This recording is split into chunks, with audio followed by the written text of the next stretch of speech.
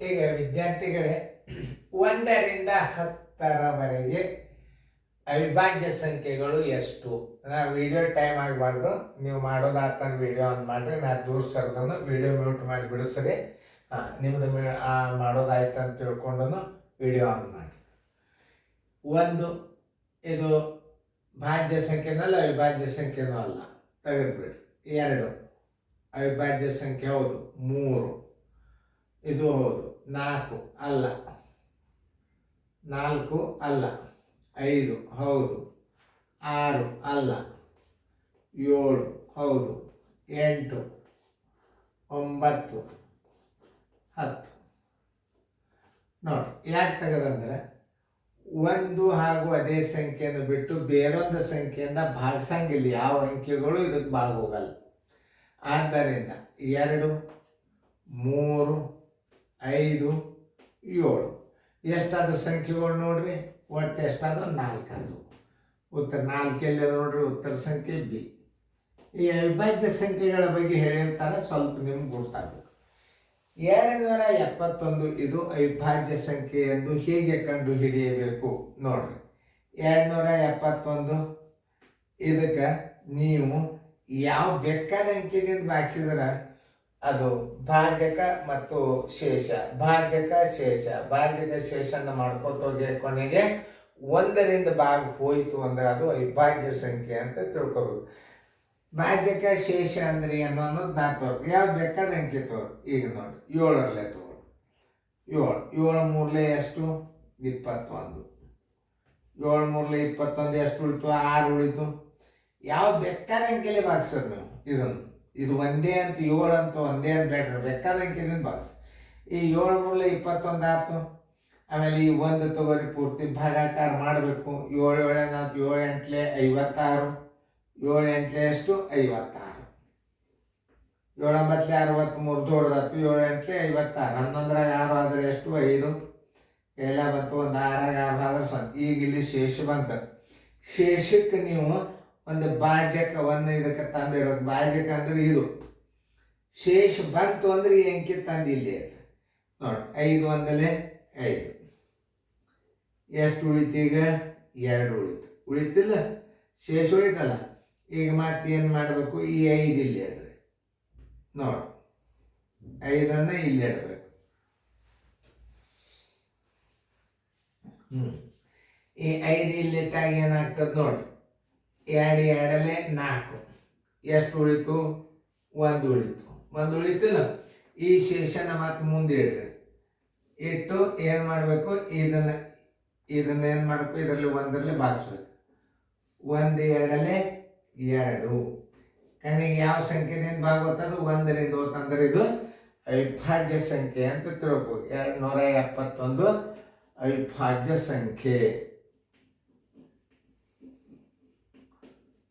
ಅವಿಭಾಜ್ಯ ಸಂಖ್ಯೆ ಅಂತ ತಿಳ್ಕೊಬೇಕು. ತಿಳಿತಲ್ಲ?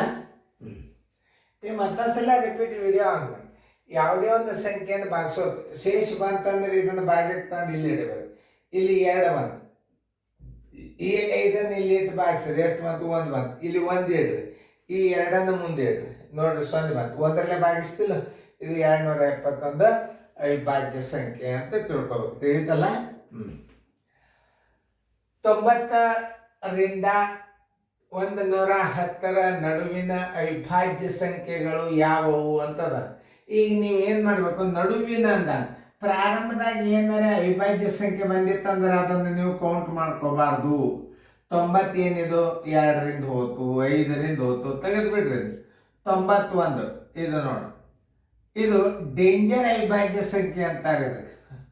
ಇದು ಡೇಂಜರ್ ಭಾಜ್ಯ ಸಂಖ್ಯೆ. ಇದನ್ನು ನೀವೇನು ಮಾಡ್ತೀರಿ? ಅವಿಭಾಜ್ಯ ಸಂಖ್ಯೆ ಅಂತ ತಿಳ್ಕೊತೀರಿ. ಇದು 7ರಲ್ಲೇ ಭಾಗ ಹೋಗ್ತದೆ, 13ರಲ್ಲೇ ಹೋಗ್ತದೆ.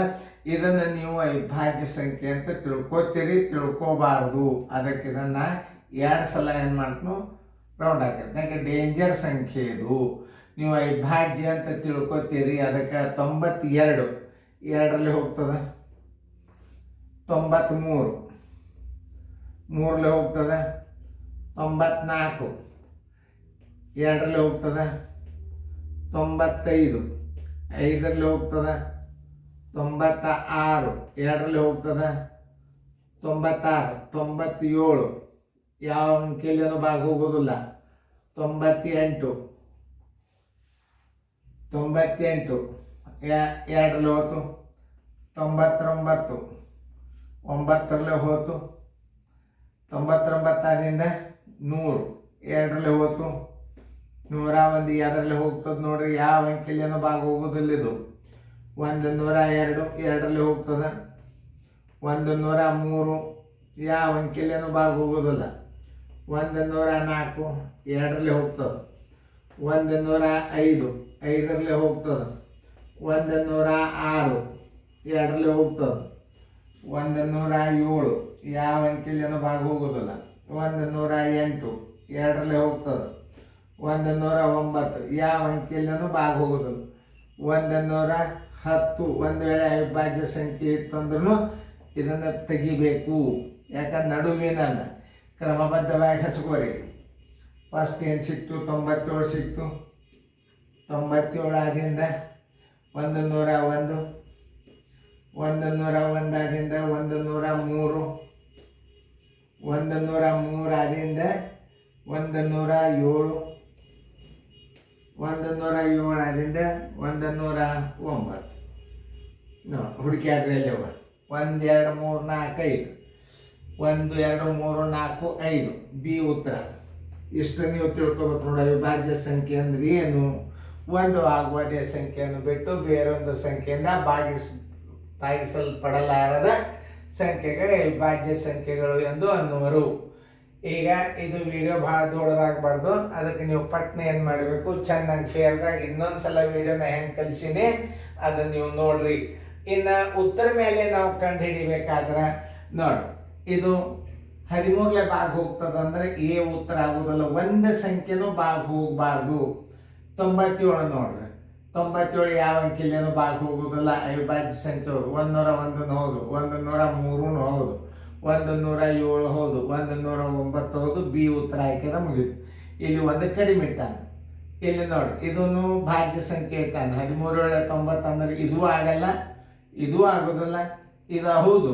ಆದ್ರೆ 109 ಏನು ಮಾಡ್ಯಾನ, ಇದರಾಗ ಕಡಿಮೆ ಇಟ್ಟಾನ. ಆದ್ದರಿಂದ ಡಿ ಉತ್ತರ ಆಗೋದಿಲ್ಲ. ಉತ್ತರ ಯಾವ್ದಾಗ್ತದೆ? ಬಿ ಆಗ್ತದೆ.